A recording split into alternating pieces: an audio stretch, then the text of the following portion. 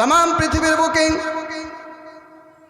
श्रेष्ठ आदर्शेर कोनो व्यक्ति यदि आपनि खोज करें तमाम पृथिवीर बुके यदि आपनि श्रेष्ठ एकजन बाबा हिसेबे खोज करें ताहले आपनार आमार पयगम्बर जनाबे मुहम्मदुर रसूलुल्लाह सल्लल्लाहु आलैहि वसल्लम के एमन बाबा हिसेबे पाबेन जार मतो श्रेष्ठ बाबा जमीने आज पर्यन्त जन्मग्रहण करे नाई।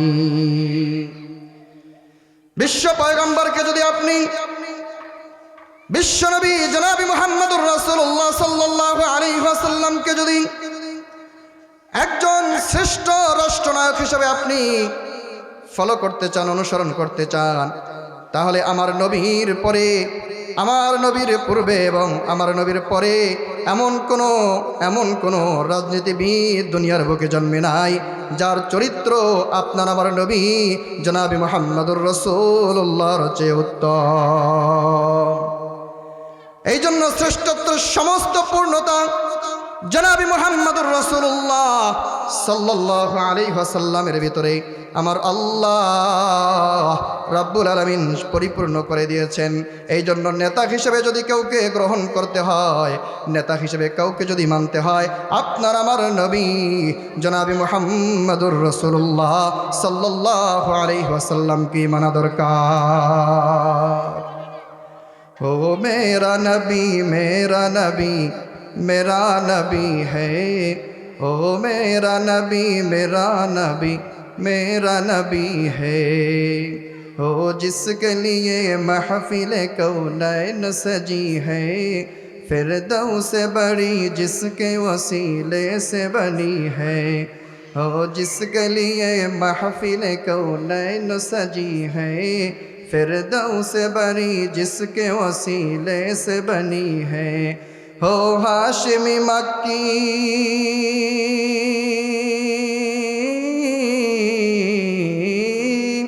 हो हाशिमी मक्की मदनी उल अरबी है, हो मेरा नबी मेरा नबी मेरा नबी है, हो मेरा नबी मेरा नबी मेरा नबी है।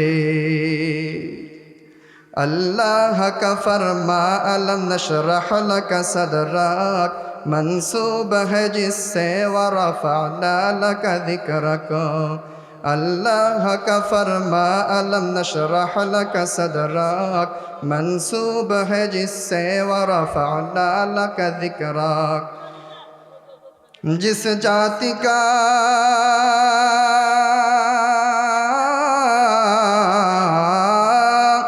जिस जाति का कुरान में भी जिक्र नबी है, ओ मेरा नबी मेरा नबी मेरा नबी है, ओ मेरा नबी मेरा नबी मेरा नबी है। এই জন্য যুবক কোনো ব্যক্তিকে যদি নেতা হিসেবে মানতে হয়, কোনো মানুষকে যদি অনুসরণ করতে হয়, বিশ্ব নবী জনাবি মুহাম্মদুর রাসূলুল্লাহ সাল্লাল্লাহু আলাইহি ওয়াসাল্লামের চেয়ে শ্রেষ্ঠ কোনো নেতা অনুসরণীয় কোনো ব্যক্তি জমিনে নাই। এজন্য আমাদের সকলের উচিত বিশ্ব পয়গম্বর জনাবি মুহাম্মদুর রাসূলুল্লাহ সাল্লাল্লাহু আলাইহি ওয়াসাল্লামের সমস্ত আদর্শকে নিজের জীবনে ফিট করা। আমার ব্যক্তিগত জীবন, আমার সাংসারিক জীবন, আমার পারিবারিক জীবন, আমার রাষ্ট্রীয় জীবন, আমার সমস্ত জীবনে বিশ্বনবী জনাবি মুহাম্মদুর রাসূলুল্লাহ সাল্লাল্লাহু আলাইহি ওয়াসাল্লামের আদর্শকে যদি আমার জীবনে আমি ফিট করতে পারি, আপনার আমার জিন্দেগি বিশ্ব নবীর জিন্দেগির আলোর ছোঁয়াপে জান্নাতি জিন্দেগিতে পরিণত হবে। এজন্য মানতেই যদি হয় আপনার আমার নবী জনাবে মুহাম্মদুর রাসূলুল্লাহ সাল্লাল্লাহু আলাইহি ওয়াসাল্লামের আদর্শকেই মানতে হবে।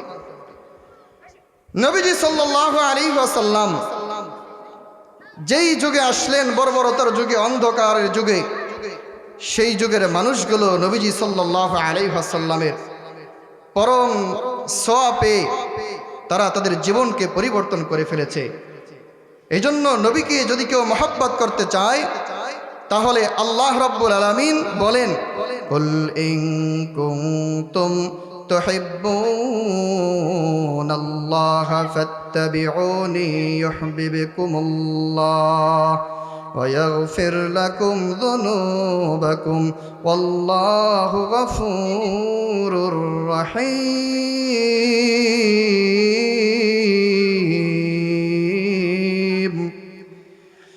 तमाम পৃথিবীর বুকে সমস্ত মানুষগুলোকে আমার আল্লাহ রাব্বুল আলামিন ডাক দিয়ে বলেন, এ জমিনের মানুষ, তোমরা যদি আমি আল্লাহকে পেতে চাও, আমি আল্লাহ রাব্বুল আলামিনকে যদি মহব্বত করতে চাও, আল্লাহকে পাওয়া এবং মহব্বতের মাপকাঠি হচ্ছে আমার প্রিয় পয়গম্বরের ভালোবাসা। জনাবি মুহাম্মদুর রাসূলুল্লাহ সাল্লাল্লাহু আলাইহি ওয়াসাল্লাম তার অনুকরণ করে প্রিয় সাহাবী হযরত সিদ্দিক আকবর রাদিয়াল্লাহু তাআলা আনহু নিজের জীবনকে তার ভালোবাসায় এমনভাবে বিলীন করে দিয়েছেন, দুনিয়ায় কি হয় না হয় সব কিছু আবু বকর বলে যায়। বিশ্বনবী জনাবি মুহাম্মদুর রাসূলুল্লাহ সাল্লাল্লাহু আলাইহি ওয়াসাল্লামকে যখন মক্কার কাফের আর মুশরিক আর পৌত্তলিকরা জুলুম নির্যাতন করতে করতে করতে করতে বিশ্বনবী জনাবি মুহাম্মদুর রাসূলুল্লাহ অতিষ্ঠ হয়ে গেলেন, আর সহ্য হয় না, বিশ্ব পয়গম্বরের জুলুম নির্যাতন আর সহ্য হয় না। মহান আল্লাহ রব্বুল আলামিনের পক্ষ থেকে নির্দেশ আসলো, পয়গম্বর আপনি এখন আর মক্কায় থাকার দরকার নাই, আপনি যদি চান অন্য কোথাও হিজরত করতে, আপনি যদি চান মদিনায় হিজরত করতে, তাহলে আমি নির্দেশ দিচ্ছি আপনি হিজরত করে চলে যেতে পারেন। বিশ্বনবী জনাবি মুহাম্মদুর রাসূলুল্লাহ সাল্লাল্লাহু আলাইহি ওয়াসাল্লাম ইতিপূর্বে সিদ্দিক আকবরের বাড়িতে গিয়েছিলেন, ডাক দিয়ে বললেন, সিদ্দিক আকবর, আবু বকর, হিজরত করতে হবে, মাওলা পাকের হুকুম এসেছে, আর বসে থাকা যাবে না। সিদ্দিক আকবর রাদিয়াল্লাহু তাআলা আনহু তৈয়ার হয়ে গেলেন। বিশ্বনবী জনাবি মুহাম্মদুর রাসূলুল্লাহ সাল্লাল্লাহু আলাইহি ওয়াসাল্লাম যেই রাত্রে হিজরত করলেন, নবীজি সাল্লাল্লাহু আলাইহি ওয়াসাল্লাম তার বিছানার ভিতরে হযরত আলী কাররামুল্লাহু ওয়াজহু তেনাকে বিছানার ভিতরে নবীজি সাল্লাল্লাহু আলাইহি ওয়াসাল্লাম শোয়া দিয়া নবীজি সাল্লাল্লাহু আলাইহি ওয়াসাল্লাম ঘর থেকে বের হলেন। বিশ্ব পয়গম্বর জনাবি মুহাম্মদুর রাসূলুল্লাহ রাতের অন্ধকারে ঘর থেকে বের হয়ে সিদ্দিক আকবরের বাড়ির দরজায় গিয়ে করাঘাত করলেন, ডাক দিয়ে বললেন, সিদ্দিক আকবর, আবু বকর, আপনার আমার নবী জনাবি মুহাম্মদুর রাসূলুল্লাহ সাল্লাল্লাহু আলাইহি ওয়াসাল্লামের সঙ্গে রওনা হয়ে গেলেন। যে বিশ্ব নবী জনাবি মুহাম্মদুর রাসূলুল্লাহ ডাক দিয়ে বলেন, আবু বকর, তোমার পরিবার পরিজন স্ত্রী সন্তান তাদের কাছ থেকে বিদায় নিয়ে নাও। সিদ্দিক আকবর রাদিয়াল্লাহু তাআলা আনহু ইতিপূর্বেই পরিবারের সমস্ত সদস্যদের কাছ থেকে বিদায় নিয়ে রেডি হয়ে আছেন। সিদ্দিক আকবর ডাক দিয়ে বলেন, ইয়া রাসূলুল্লাহ, আমার আগের থেকে রেডি হওয়া, তাদের কাছ থেকে আগেই আমি বিদায় নিয়ে রেখেছি। সকালবেলা উঠে যখন আমার সন্তানরা আমাকে দেখবে আমি সিদ্দিক আকবর ঘরের ভিতরে নাই, তারা বুঝতে পারবে বিশ্ব পয়গম্বরের সাথে চলে গেছি। সিদ্দিক আকবর হযরত আবু বকর রাদিয়াল্লাহু তাআলা আনহুকে নবীজি সাল্লাল্লাহু আলাইহি ওয়াসাল্লাম ডাক দিয়ে বলেন, আবু বকর, তোমাকে ডাক দেওয়া মাত্রই ঘরের দরজা তুমি খুলে দিলে, কারণটা কি? আবু বকর রাদিয়াল্লাহু তাআলা আনহু ডাক দিয়ে বলেন, পয়গম্বর, আপনি যেদিন থেকে আমাকে হিজরতের জন্য তৈয়ার থাকতে বলেছেন, সেদিন থেকে আমি আবু বকর বিছানার সাথে পিঠ লাগাই না। যখনই কঠিন ঘুম আসত, সিদ্দিক আকবর রাদিয়াল্লাহু তাআলা আনহু বলেন, যখন খুব প্রচুর ঘুম আসতো, চক্ষু আর মানত না, আমি আবু বকর দরজার সাথে হালান দিয়ে একটুখানি ঘুমায়া পড়তাম। কারণ বিশ্বনবী জনাবি মুহাম্মদুর রাসূলুল্লাহ সাল্লাল্লাহু আলাইহি ওয়াসাল্লাম আসার পরে যদি আবু বকরকে বারবার ডাক দিতে হয় তাহলে নবীজির কষ্ট হবে। এই জন্য আমি আবু বকর বিছানায় পিঠ লাগাই না, আমি আবু বকর নির্ঘুম রাত্রি যাপন করি। বিশ্বনবী জনাবি মুহাম্মদুর রাসূলুল্লাহ সাল্লাল্লাহু আলাইহি ওয়াসাল্লাম সিদ্দিক আকবর আবু বকর রাদিয়াল্লাহু তাআলা আনহু কে হিজরতের জন্য রওনা করলেন। হযরত আবু বকর রাদিয়াল্লাহু তাআলা আনহু নবীজির সঙ্গে চলতেছেন। চলতে চলতে চলতে চলতে কোনবার সিদ্দিক আকবর নবীজি সাল্লাল্লাহু আলাইহি ওয়াসাল্লামের ডান দিকে দৌড়ে চলে যান, আবার কখনো বাম দিকে চলে আসেন, আবার কখনো সামনে চলে যান, আবার কখনো পিছনের দিকে চলে আসেন। বিশ্বনবী জনাবে মুহাম্মদুর রাসূলুল্লাহ সাল্লাল্লাহু আলাইহি ওয়াসাল্লাম ডাক দিয়ে বলেন, আবু বকর তুমি এমন করতেছো কেন? কখনো ডানে যাও, কখনো বামে যাও, কখনো সামনে যাও, কখনো পিছনে যাও, তোমার মাকসাদ তো বুঝি না। সিদ্দিক আকবর ডাক দিয়ে বলেন, নবীজি ওই মালিকের কসম করে বলি আমার বড় ভয় হয়, আমরা যখন পথে চলতেছি আমার বড় ভয় হয় না জানি ডান দিক থেকে কোনো কাফের আপনাকে লক্ষ্য করে আপনার চেহারার দিকে তীর মারে। এই জন্য আমি আবু বকর সাথে সাথে ডান দিকে চলে যাই। ডান দিকে চলতে চলতে হঠাৎ মনে হয়ে যায় না জানি বাম দিক থেকে কোনো শত্রু আপনার উপর আক্রমণ করে বসে, এই জন্য আমি ডানে থাকি না, আবার বাম দিকে চলে যাই। আবার হঠাৎ করে মনে হয় না জানি পিছন দিক থেকে কোনো কাফের আমার পয়গম্বরের দিকে তীর মারে, এই জন্য আমি আবু বকর ডানে বামে থাকতে পারি না, পিছনে চলে যাই। আবার থাকতে থাকতে মনে হয় না জানি ডান দিক থেকে বাম দিক থেকে তো আছেই, সামন দিক থেকে কোনো কাফের উত পেতে বসে থাকতে পারে, আমার পয়গম্বরের দিকে আক্রমণ করতে পারে। এই জন্য আমি আবু বকর কখনো ডানে কখনো বামে, কখনো সামনে কখনো পিছনে, কসম ওই মালিকের আমার গায়ে তীরগুলো আসবে, বিদ্ধ হবে, আপনি পয়গম্বরের শরীরে যেন না লাগে। আমার নবী জনাবে মুহাম্মদুর রাসূলুল্লাহ সাল্লাল্লাহু আলাইহি ওয়াসাল্লাম নবীজি সাল্লাল্লাহু আলাইহি ওয়াসাল্লাম আবু বকর সিদ্দিক রাদিয়াল্লাহু তাআলা আনহুকে নিয়ে চলতেছেন। চলতে চলতে চলতে চলতে বড় ক্লান্ত হয়ে গেছেন। একটা সময় নবীজি সাল্লাল্লাহু আলাইহি ওয়াসাল্লাম চলতে চলতে পায়ের সাথে পাথরের আঘাত লেগে পায়ের আঙ্গুল ফেটে রক্তাক্ত হয়ে যায়। ডাক দিয়ে বলে, আবু বকর আমি মনে হয় আর চলতে পারতেছি না, আবু বকর পায়ে বড় ব্যথা পেয়েছি, রক্তাক্ত হয়েছে, আমার চলতে বড় কষ্ট হয়। হঠাৎ করে তাকায় দেখেন বিশ্বনবী সাল্লাল্লাহু আলাইহি ওয়াসাল্লাম, তাকায় দেখেন সিদ্দিক আকবর নবীজি সাল্লাল্লাহু আলাইহি ওয়াসাল্লামের দুই কদমের সামনে বসে গেছেন। নবীজি ডাক দিয়ে বলেন, আবু বকর সামনে বসলে কেন? আবু বকর সামনে কেন বসলা?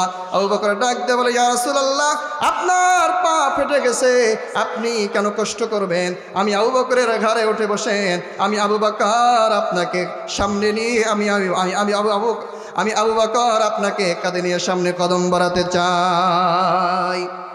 বিশ্বনবী জনাবে মুহাম্মদুর রাসূলুল্লাহ সাল্লাল্লাহু আলাইহি ওয়াসাল্লাম সিদ্দিক আকবরের ঘরে উঠে বসলেন। সিদ্দিক আকবর আবু বকর রাদিয়াল্লাহু তাআলা আনহু দেরি করলেন না। নবীজি সাল্লাল্লাহু আলাইহি ওয়াসাল্লামের প্রেম আর ভালোবাসা বক্ষে ধারণ করে বিশ্বনবী জনাবে মুহাম্মদুর রাসূলুল্লাহ সাল্লাল্লাহু আলাইহি ওয়াসাল্লামকে কাঁধে নিয়ে সিদ্দিক আকবর সেই সওর পাহাড়ের দিকে উঠতে লাগলেন। 5000-এর বেশি ফিট উঁচু পাহাড়। এত বড় পাহাড়ে সাধারণ মানুষ উঠতে ভয় পায়, এত বড় পাহাড়ে হাজী সাহেবরা যারা যান উঠতে ভয় পান, উঠতে উঠতে ক্লান্ত হয়ে যান, নিচ থেকে উপরে মানুষ দেখা যায় না। যারা বা পাহাড়ের মধ্যবর্তী জায়গায় চলে যায় তাদেরকেও পিঁপড়ার মতো ছোট ছোট দেখা যায়। কিন্তু আমার আবু বকর রাদিয়াল্লাহু তাআলা আনহু বিশ্বনবী সাল্লাল্লাহু আলাইহি ওয়াসাল্লামের প্রেম আর ভালোবাসায় হাবুডুবু খায়। বিশ্বনবী সাল্লাল্লাহু আলাইহি ওয়াসাল্লাম দো জাহানের সরদারকে কাঁধে নিয়ে আমার আবু বকর সওর পাহাড়ের দিকে রওনা হন। একটা পর্যায়ে গিয়ে যখন সিদ্দিক আকবর রাদিয়াল্লাহু তাআলা আনহু নবীজি সাল্লাল্লাহু আলাইহি ওয়াসাল্লামকে নিয়ে পাহাড়ের চূড়ায় উঠে বসলেন, নবীজি ডাক দিয়ে বলেন, আবু বকর আমি বড় ক্লান্ত হয়ে গেছি, একটু রেস্টের প্রয়োজন, একটু আরামের প্রয়োজন। আবু বকর রাদিয়াল্লাহু তাআলা আনহু চিন্তা করে দেখলেন, এখান থেকে যদি আমরা বসে থাকি, উপরেই যদি আমরা আরাম করার জন্য বসি, না জানি কখন কোন কাফেরের দৃষ্টি পড়ে যায়, কখন কোন শত্রুর চেহারার দৃষ্টি পড়ে যায়, আমার নবী সাল্লাল্লাহু আলাইহি ওয়াসাল্লামের উপর আক্রমণ করে বসে। এই জন্য সিদ্দিক আকবর রাদিয়াল্লাহু তাআলা আনহু নবীজি সাল্লাল্লাহু আলাইহি ওয়াসাল্লামকে পাহাড়ের উপরে বসাইয়া বললেন, ইয়া রাসূলুল্লাহ আপনি এখানে কিছুক্ষণ অপেক্ষা করেন, আমি গর্তের ভিতরে নামে দেখি সেখানে কি অবস্থা, পর্যবেক্ষণ করে দেখি সেখানে আরাম করার জন্য পরিবেশ আছে কিনা, কোনো হিংস্র প্রাণী আছে কিনা। আমার আবু বকর রাদিয়াল্লাহু তাআলা আনহু গুহার ভিতরে অবতরণ করলেন, নামিয়ে দেখতেছেন বিভিন্ন রকমের ময়লা আবর্জনা সব সবগুলো সিদ্দিক আকবর পরিষ্কার করার পরে তাকায় দেখলেন এখানে আরাম করার তেমন কোনো পরিবেশ নাই, নানান দিকে বিভিন্ন দিকে গর্ত ভরা, না জানি কখন কোন সাপ চলে আসে, কখন কোন বিচ্ছু চলে আসে। আপনার আমার নবী বিশ্ব পয়গম্বরের উপর না জানি কখন যেন আক্রমণ করে বসে। এই জন্য আবু বকর সিদ্দিক রাদিয়াল্লাহু তাআলা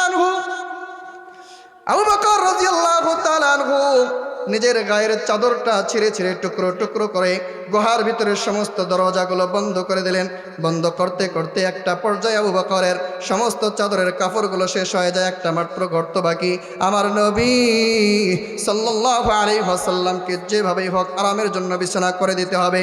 সিদ্দিক আকবর আবু বকর রাদিয়াল্লাহু তাআলা আনহু নিজের চাদর যখন শেষ হয়ে গেল, একটা মাত্র গর্ত বাকি, নিজের পায়ের গোড়ালি দিয়ে সেই গর্তের মুখটা আটকাইয়া দিলেন। এবার নবীজি সাল্লাল্লাহু আলাইহি ওয়াসাল্লামকে ডাক দিয়ে বলেন, আমার নবী আপনি এখন আসতে পারেন, আপনার আরামের জন্য বিছানা রেডি হয়ে গেছে।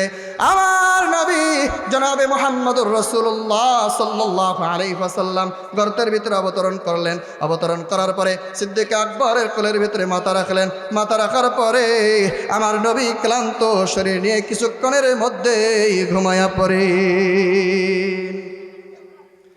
বিশ্বনবী জনাবে মুহাম্মদুর রাসূলুল্লাহ সাল্লাল্লাহু আলাইহি ওয়াসাল্লাম কিছুক্ষণ পরে যখন ঘুমায়া পড়ে, এদিক থেকে গর্তের ভিতরে সাপ বারবার বের হয়ে আসার চেষ্টা করে, কিন্তু বের হয়ে আসতে পারে না।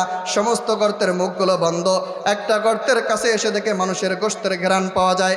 বারবার আক্রমণ করেছে সাপ, আঘাত করে পা সরায় না। একবার অতিষ্ঠ হয়ে সাপ অতিষ্ঠ হয়ে সিদ্দিক আকবরের পায়ের উপরে আক্রমণ করে বসে, সবল মেরে বসে। সিদ্দিক আকবরের শরীরের ভিতরে সাপ পরিপূর্ণ বিষ ঢুকাইয়া দেয়। দুনিয়ার কোনো মানুষের শরীরের ভিতরে যখন সাপ বিষ ঢুকাইয়া দেয়, মানুষটা ঠিক থাকতে পারে না, মানুষটা বিবর্ণ হয়ে যায়, চক্ষুগুলো লাল হয়ে যায়, মানুষের বিবর্ণ হয়ে যায়, মানুষ ঠিক থাকতে পারে না। মেরে দোস্ত, ওই সাপটা 2-1 বছরের বয়সের সাপ ছিল না, 600 বছরের প্রবীণ সাপ। হযরত মুসা আলাইহিস সালাতু ওয়াস সালামকে সাপ ডাক দিয়ে বলেছিল, ওই পয়গম্বর মুসা, আমি বিশ্ব পয়গম্বর আখিরি নবী জনাব মুহাম্মদুর রাসূলুল্লাহ সাল্লাল্লাহু আলাইহি ওয়াসাল্লামের আগমনের কথা শুনেছি। আমার বড় চাহিদা, আমার বড় ইচ্ছা, আমি বিশ্ব পয়গম্বরকে একটা নজরে দেখব। কিভাবে দেখব? কোথায় থাকলে দেখব? আমার পয়গম্বর মুসা আলাইহিস সালাতু ওয়াস সালাম সাপকে ডাক দিয়ে বলেন, সাপ তুমি এই পাহাড়ের এই গর্তের ভিতরে থাকো, আমার পয়গম্বর একদিন এই গর্তের ভিতরে আসবি। 600 বছরের প্রবীণ সাপ বিশ্ব পয়গম্বর জনাব মুহাম্মদুর রাসূলুল্লাহ সাল্লাল্লাহু আলাইহি ওয়াসাল্লামকে দেখার অধীর আগ্রহ নিয়ে বিষাক্ত সাপ গর্তের ভিতরে অপেক্ষা করতেছে। কিন্তু হযরত আবু বকর রাদিয়াল্লাহু তাআলা খুব প্রতিবন্ধক হয়ে দাঁড়িয়েছে, বিশ্ব পয়গম্বরকে দেখা যায় না। সাপ একটাবার বাধ্য হয়ে সিদ্দিক আকবরের পায়ের ভিতরে কামড় বসায় দেয়। 600 বছর প্রবীণ সাপের ব্যথা কেমন হতে পারে? আমার সিদ্দিক আকবরের চক্ষুগুলো লাল হয়ে যায়, ঠোঁটগুলো বিবর্ণ হয়ে যায়, সবুজ হয়ে যায়, পুরোটা শরীর বিবর্ণ হয়ে যায় সিদ্দিক আকবরের। সিদ্দিক আকবরের দিকে আমার মালিক তাকায় দেখে, আমার সিদ্দিক আকবর বিশ্বনবী জনাবে মুহাম্মদুর রাসূলুল্লাহ সাল্লাল্লাহু আলাইহি ওয়াসাল্লামের প্রেমে হাবুডুবু খায়। সিদ্দিক আকবরকে যে সাপে কামড় দিছে কোনো খোঁজ খবর নাই। আমার পয়গম্বরের উত্তম নুরানি চেহারার দিকে সিদ্দিক আকবর তাকায় রয়েছে, অন্য কোনো খোঁজ খবর নাই। মালিক তাকায় দেখে আমার সিদ্দিক আকবর যেই প্রেমের সাগরে ডুব দিয়েছে, এই অবস্থায় যদি থাকে আমার সিদ্দিক আকবর আবু বকর ধ্বংস হয়ে যাবে। এজন্য সিদ্দিক আকবর রাদিয়াল্লাহু তাআলা আনহু তার রোগ ব্যথা নিরাময়ের জন্য আমার মালিক আল্লাহ রাব্বুল আলামিন ব্যবস্থা করে দিলেন। সিদ্দিক আকবর নবীজি সাল্লাল্লাহু আলাইহি ওয়াসাল্লামের নূরানি চেহারার দিকে তাকায় আছেন। আমার মালিক সিদ্দিক আকবর রাদিয়াল্লাহু তাআলা আনহুর চক্ষু থেকে গরম পানি বের করে দিলেন। গরম পানি যখন আমার নবীর নরম চেহারার উপরে পড়ে যায়, নবীজি সাল্লাল্লাহু আলাইহি ওয়াসাল্লামের ঘুম ভেঙে যায়। তাকায় দেখে আকবর সিদ্দিক আকবর আবু বকর রাদিয়াল্লাহু তাআলা আনহু বিবর্ণ অবস্থা।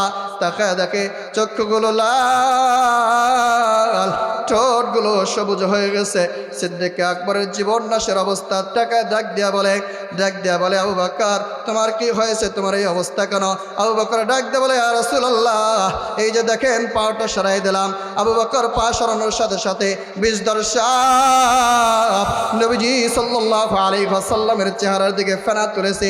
ভাবটা যেন এমন, ইয়া রাসূলুল্লাহ মাপ চাই, ভুল হয়েছে, আমি আপনাকে দেখার জন্য অধীর আগ্রহ নিয়ে এই গুহার ভিতরে দীর্ঘদিন ধরে অপেক্ষা করতেছি, কিন্তু আপনার সাথী আপনার সঙ্গে সিদ্দিক আকবর প্রতিবন্ধক হয়ে দাঁড়িয়েছিল, আমাকে দেখতে দেয় নাই, বারবার চেষ্টা করেছি, বাধ্য হয়ে কামড় দিয়েছি।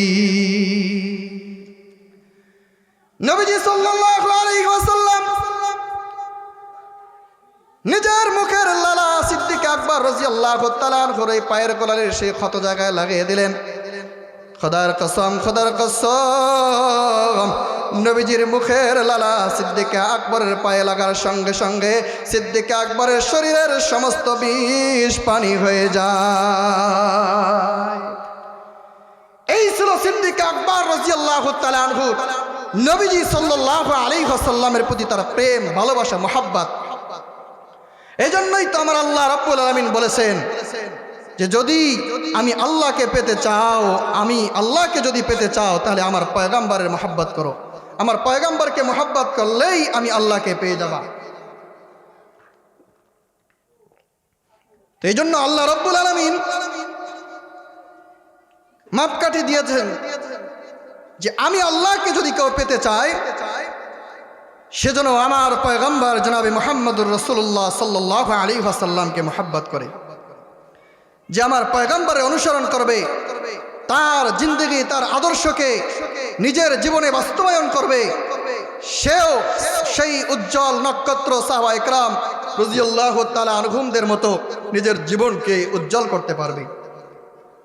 তো মুফাসসিরিনে কেরাম লিখেছেন, হযরত আবু বকর রাদিয়াল্লাহু তাআলা আনহু নবীজি সাল্লাল্লাহু আলাইহি ওয়াসাল্লামের সেই হেরা গুহার সঙ্গী, তিনি যেই কষ্ট করেছেন, যেই ব্যথা সহ্য করেছেন, এই কষ্টের কারণে মুফাসসিরিনে কেরাম লিখেছেন যে তাম পৃথিবীর উম্মতের আমল হযরত আবু বকর রাদিয়াল্লাহু তাআলা আনহুর আমলের সমান হবে না। কারণ যত উম্মত আমল করবে, সমস্ত উম্মতের আমলের একটা অংশ, একটা পার্সেন্টেজ হযরত আবু বকর রাদিয়াল্লাহু তাআলা আনহুর আমল নামায় অটোমেটিক ঢুকে যাবে। এই জন্য আমরা যত ইবাদত গুজার হই, যত আমলদার হই না কেন, যত আমল করি না কেন, সমস্ত আমলের একটা অংশ আবু বকর রাদিয়াল্লাহু তাআলা আনহুর আমল নামার ভিতরে অটোমেটিক চলে যায়। এই জন্য আবু বকর রাদিয়াল্লাহু তাআলা আনহুর কিয়ামতের ময়দানে নবীর পরে সবচেয়ে তার আমলের পাল্লা ভারী হবে, যেহেতু তিনি কষ্ট করেছেন। এইভাবে সাহাবায়ে কেরাম রিজওয়ানুল্লাহি তাআলা আলাইহিম আজমাইনের ইতিহাস যদি আমরা খেয়াল করি,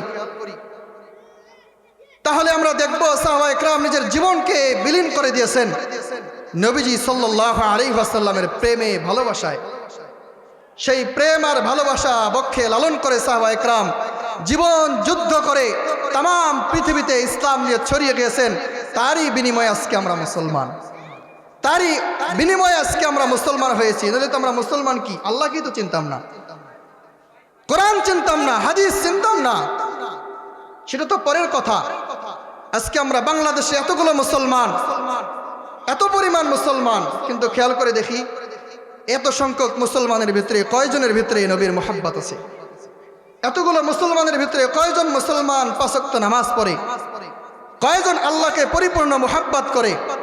অথচ আমরা যদি আমাদের বাস্তব জীবনে খেয়াল করে দেখি, আমার আল্লাহ রাব্বুল আলামিন এই পরিমাণ দয়া, এই পরিমাণ মমতার ভালোবাসা আমাদের বান্দাদের উপরে দিয়েছেন, এই পরিমাণে দিয়েছেন যে আমরা যে পরিমাণ অন্যায় করি, এর চেয়ে কম কম কম অন্যায় করার পরেও আমাদের বিষয়টা এমন হয়ে যায়, বাবা সন্তানকে বাড়ির থেকে তাড়ায় দেয়, মা সন্তানকে বাড়ির থেকে বের করে দেয়, স্বামী তার স্ত্রীকে ডিভোর্স দিয়ে দেয়, স্ত্রী তার স্বামীকে ছেড়ে চলে যায়। কিন্তু আমার মালিকের দয়া এত বেশি, এত বেশি, এত বেশি যে আমার মালিক, বান্দা বারবার অন্যায় অপরাধ করার পরেও আমার মালিক ডাক দেয়া বলেন, লা তাকনাতু মির রাহমাতিল্লাহ, বান্দা তুমি আমার রহমত থেকে নৈরাশ হয়ে যেও না। আমরা আল্লাহ রাব্বুল আলামিনের যে পরিমাণ নাফরমানি করি, মহান আলী মালিকের যে পরিমাণ নাফরমানি করি এর চেয়ে 1000 গুণ কম নাফরমানির কারণে বন্ধুর বন্ধুত্বের সম্পর্ক নষ্ট হয়ে যায়। এর চেয়ে কম অন্যায় করার কারণেও স্বামী স্ত্রীর সম্পর্ক নষ্ট হয়ে যায়।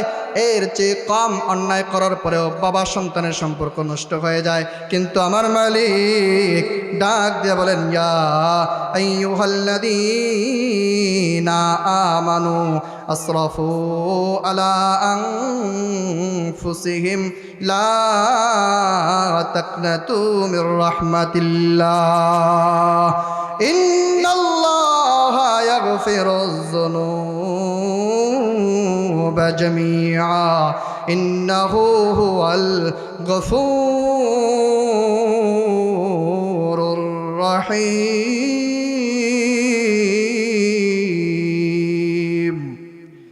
মালিক ডাক দিয়ে বলেন, বান্দা এত অন্যায় করেছো বান্দা, নৈরাশ হয়ে যেও না বান্দা, নৈরাশ হয়ে যাও না। আমি আল্লাহ রাব্বুল আলামিনকে ডাকতে থাকো, ডাকতে থাকো, ডাকতে থাকো। আমি মালিক রহমতের চাদর বিছায়া বান্দাকে ক্ষমা করার জন্য ডাকতে থাকি। বান্দা তুমি যত গুনাহ করো না কেন, বান্দা তুমি যত অন্যায় করো না কেন, আমি মালিক রহমতের চাদর বিছায়া ডাকতে থাকি। বান্দা আসো, বান্দা আসো, আমি মালিকের কাছে তওবা করো, আমি মালিকের কাছে ক্ষমা চাও। এই ক্ষমা করার জন্যই আমি আল্লাহ আমার নাম রেখেছি গফফার, আমার নাম রেখেছি গফুর। মহান আল্লাহ রাব্বুল আলামিন বান্দাদের প্রতি রহমত করার জন্য বাহানা খোঁজেন, বাহানা খোঁজেন। আল্লাহ রাব্বুল আলামিন বান্দাকে ক্ষমা করার জন্য বাহানা খোঁজেন। পয়গম্বর মুসা আলাইহিস সালাতু ওয়াস সালামের জামানায় কোনো বৃষ্টি নাই, অনাবৃষ্টির কারণে পুরো জমিন তামা হওয়ার উপক্রম, ফসল ফলাদি সব কিছু নষ্ট হয়ে গেছে। মানুষ হাহাকার অবস্থা, এমন দুর্ভিক্ষ অবস্থা সৃষ্টি হওয়া শুরু হয়েছে। মুসা আলাইহিস সালাতু ওয়াস সালামের সমস্ত উম্মতগুলো ডাক দিয়ে বলেন, পয়গম্বর আপনি আল্লাহ রাব্বুল আলামিনের কাছে একটু দোয়া করেন, আল্লাহ যেন বৃষ্টি দেন। এই জন্য পয়গম্বর মুসা আলাইহিস সালাতু ওয়াস সালাম সমস্ত উম্মতদেরকে নিয়ে খোলা আসমানের নিচে জমিনের উপরে ইস্তিসকার নামাজ পড়ে মালিকের কাছে দোয়া করতে থাকে, ইস্তিগফার করতে থাকে। মালিক আল্লাহ আমার উম্মত ধ্বংস হয়ে যাচ্ছে, পুরাটা জমিন ফসল শূন্য হয়ে গেছে, পুরাটা জমিনের ভিতরে কোনো উর্বরতা নাই, তোমার রহমতের বৃষ্টি দিয়ে রক্ষা করু। পয়গম্বর মুসা আলাইহিস সালাতু ওয়াস সালাম বারবার দোয়া করতেছেন, কিন্তু আল্লাহ রাব্বুল আলামিন ডাক দিয়ে বলেন, মুসা আমার পয়গম্বর তোমার কওমের ভিতরে যাদেরকে নিয়ে তুমি দোয়া করতেছো এদের ভিতরে এমন একজন ব্যক্তি আছে 40 বছর ধরে আমি আল্লাহকে রব হিসাবে মানে না, আল্লাহকে আল্লাহ হিসাবে স্বীকার করে নাই, 40টা বছর ধরে আমার নাফরমানি করেছে। যতক্ষণ পর্যন্ত এই নাফরমান এই গ্রুপের ভিতরে থাকবে, যতক্ষণ পর্যন্ত নাফরমান আপনার দলের ভিতরে থাকবে, হাজারো দোয়া করেন দোয়া কবুল হবে না। পয়গম্বর মুসা আলাইহিস সালাতু ওয়াস সালাম জালালি নবী, পয়গম্বর মুসা জালালি নবী, রাগী নবী। পয়গম্বর মুসা ডাক দিয়ে বলেন, এ নাফরমান কে আসো, এমন কবি না, দল থেকে বের হয়ে যাও, এই আসন থেকে বের হয়ে যাও। যার কারণে আল্লাহ রাব্বুল আলামিন বৃষ্টি বন্ধ করে দিয়েছেন, তাড়াতাড়ি গ্রুপ থেকে বের হয়ে যাও। এবার এই পাপিষ্ঠ গুনাহগার মজলিসেই বসা আছে, মালিককে ডাক দিয়ে বলে, আল্লাহ এই অবস্থায় যদি আমি মজলিসের ভিতরে ভরা মজলিসের ভিতরে যদি উঠে চলে যাই, সকলে আমাকে চিনে ফেলবে আমি বড় নাফরমান, সকলে আমাকে দেখে ফেলবে আমি বড় গুনাহগার। মালিক মালিক আসাইতুকা 40 সানা ফাআমহালতানি ওয়া সাতারতানি, তুমি আমাকে 40টা বছর পর্যন্ত সুযোগ দিয়েছিলা, আমি 40টা বছর পর্যন্ত তোমার নাফরমানি করেছি, 40টা বছর পর্যন্ত আমার নাফরমানিগুলোকে তুমি পর্দা দিয়ে ঢেকে রেখেছো, মানুষের কাছে প্রকাশ করো নাই। মালিক দিল থেকে তওবা করি মালিক, আমি আর কখনো একটা মুহূর্তের জন্য তোমার নাফরমানি করব না, ক্ষমা করে দাও। পয়গম্বর মুসা আলাইহিস সালাতু ওয়াস সালাম দেখলেন মুষলধারায় বৃষ্টি শুরু হয়ে গেছে। আল্লাহ রাব্বুল আলামিনকে ডাক দিয়ে বলেন, মালিক নাফরমান তো এখান থেকে বের হয় নাই, বৃষ্টি হলো কেন?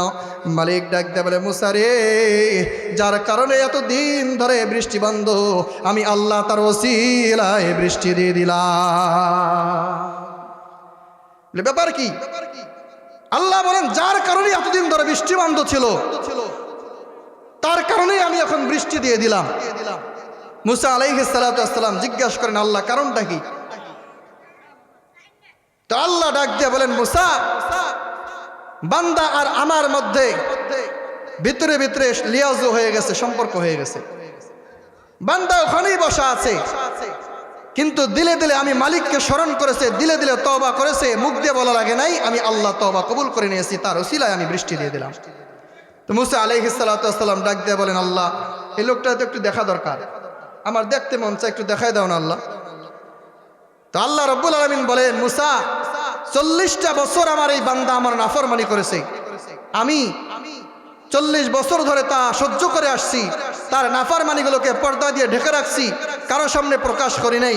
আজকে বান্দা আমার কাছে তওবা করে আমার প্রিয় পাত্র হয়ে গেছে, এখন বুঝি তোমারে আমি দেখাই দেব না? তো আমার আল্লাহ দয়ার আল্লাহ, দয়ার আল্লাহ, আমার আল্লাহ রাব্বুল আলামিন বান্দা যত অন্যায় করুক না কেন, যত ভুলই করুক না কেন, যত নাফরমানি করুক না কেন, বান্দা যদি দিলে দিলে আমার আল্লাহ রাব্বুল আলামিনকে স্মরণ করে, তওবা করে, তো আমার আল্লাহ বলেন, বান্দা, তোমাকে আমি ক্ষমা করার জন্য আমার আদর, আমার ক্ষমার চাদর আমি তোমার জন্য বিছাইয়া দিয়ে রাখছি। দেরি হবে না, সাথে সাথে ক্ষমা হয়ে যাবে। শুধু একটু খালেস দিলে তওবা করা দরকার, খালেস দিলে তওবা করা দরকার। তো আল্লাহকে যদি পেতে হয়, আমার আল্লাহ রাব্বুল আলামিন বলেন, আমার নবীকে পেতে হবে। আল্লাহকে যদি পেতে হয়, নবীর অনুসরণ লাগবে। আর নবীর অনুসরণ এই যুগে আমরা কিভাবে করব? নবীর অনুসরণ কিভাবে করব, এই জিনিসটা সাধারণ মানুষ আমরা পারবো না। তাহলে কি করতে হবে? যে সকল প্রতিষ্ঠানে নবীর আদর্শের শিক্ষা দেওয়া হয়, কোরআনের শিক্ষা দেওয়া হয়, আল্লাহকে চেনার শিক্ষা দেওয়া হয়, সেই সকল প্রতিষ্ঠানে নিজেদের সম্পর্ক গড়ে তুলতে হবে। আর সেই প্রতিষ্ঠানগুলো হচ্ছে মাদারিসে কওমিয়া। এই যে মাদ্রাসা, আজকের পানিশাল খোলাসুর মাদ্রাসা সহ সারা পৃথিবীর জমিনে যত কওমি মাদ্রাসা আছে, যত মাদ্রাসাগুলোতে কোরআনুল কারীমের চর্চা হয়, যত মাদ্রাসাগুলোতে হাদিসের চর্চা হয়, এই সকল প্রতিষ্ঠানগুলো আল্লাহ চিনার প্রতিষ্ঠান, রসুল চিনার প্রতিষ্ঠান, কোরআন শিক্ষার প্রতিষ্ঠান। এই সকল প্রতিষ্ঠানে লেখাপড়া করলে, সম্পর্ক গড়ে তুললে কি হবে? দুনিয়াও মুক্তি পাওয়া যাবে, আখিরাতেও নাজাত পাওয়া যাবে। এই জন্য আমরা চেষ্টা করব যে এই প্রতিষ্ঠানগুলোর সাথে সম্পর্ক কায়েম রাখা। পাকিস্তানের একটা মাদ্রাসা ছিল, ওই মাদ্রাসার একজন মোতাওয়াল্লি ছিলেন, নিজেই খানাদানা রান্না করে বলের করে নিয়ে, মাথায় করে নিয়ে মাদ্রাসার ছাত্রদেরকে আইনা খাওয়াইতেন। তো ছাত্ররা খানা খায়, মাদ্রাসার মোতাওয়াল্লি বড় মোহাব্বতের মানুষ, তার সঙ্গে মাঝে মাঝে দুষ্টামিও করে। তো একদিন ছাত্ররা মাঠে খেলতেছে, আর ওই মাদ্রাসার মোতাওয়াল্লি আসতেছেন। তো ছাত্ররা একজন আরেকজনের সাথে দুষ্টামি করে আর বলে, হামারা ঘোড়া আর রাহা হয়, ওই যে আমাদের ঘোড়া আসতেছে। ওই যে ছাত্রদেরকে মাথায় করে কাঁধে করে খানা আইনে খাওয়ায়, এই কারণে ছাত্ররা দুষ্টামি করতেছে, হামারা ঘোড়া আর রাহা হয়, আমাদের ঘোড়া আসতেছে। এই কথা মোতাওয়াল্লি সাহেবের কানে গেছে। কানে যাওয়ার পরে মোতাওয়াল্লি চিন্তা করে দেখে, আমি এত কষ্ট করে নিজের টাকা অর্থ সম্পদ ব্যয় করে প্রতিষ্ঠান করলাম, নিজেই খানা রান্না করে নিজের কাঁধে করে নিয়ে এদেরকে খাওয়াই, আর এরা আমাকে নিয়ে ইনসাল্ট করে, এরা আমাকে তুচ্ছ তাচ্ছিল্য করে, আমাকে ঘোড়া বলে, না, এদেরকে আর আমি খাওয়াবো না। মোতাওয়াল্লি সাহেব রাতের বেলা বিবিকে যাইয়া বলে, বিবি গো, আজকে খানা দানা রান্না বন্ধ। রাতের বেলায় মোতাওয়াল্লি সাহেব ঘুমায় গেছে, এদিকে মাদ্রাসার শিক্ষক ছাত্র সকলে না খায়া ঘুমায়।